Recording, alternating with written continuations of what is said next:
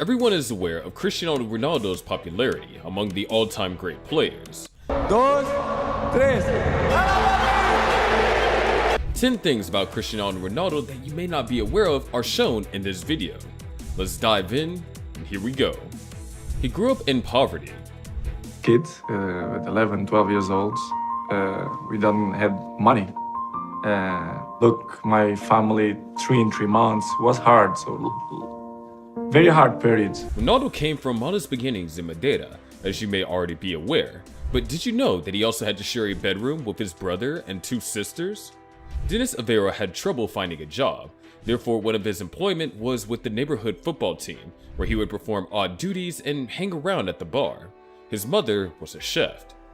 He was called Crybaby.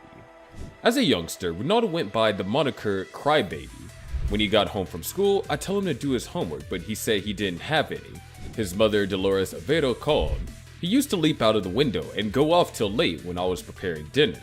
When his pals didn't score and he passed, he used to cry. He was referred to as Crybaby and Little B by people as no one could catch him. Nacional's training ground is named after him. Cristiano Ronaldo's campus football is named given the facility where he trained between 1995 and 1997. His former coach, Antonio Mendoza, recalls that although he never passed the ball to anyone, whenever he first came, he did learn more about teamwork there. The airport serving Madeira has officially adopted the name Cristiano Ronaldo Airport in line with this change. He was expelled from school. Shortly after landing in Lisbon, Ronaldo was expelled from school for shoving a chair at his instructor. He disregarded me as the explanation. There is a rumor that the instructor teased him about his regional accent.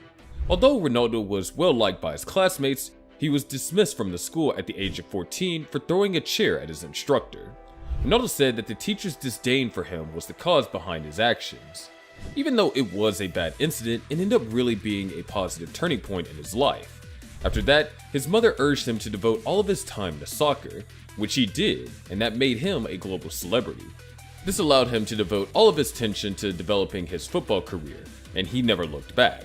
He claims that he hasn't kept in touch with any of his old classmates. He doesn't mix with footballers. The other players are usually not a part of Ronaldo's close-knit group of friends and family.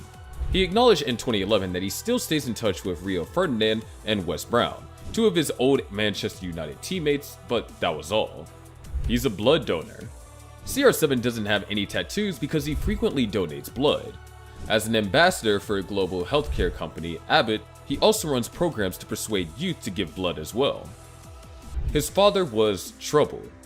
Ronaldo's father, Denis Aveiro, was a military veteran. He never saw any action during his year in Angola in the middle of the 1970s, when the country was still ruled by the Portuguese dictatorial state. He spent a large portion of his life abusing alcohol, to the point that he began selling his son's autographed Manchester United shirts to support his habit.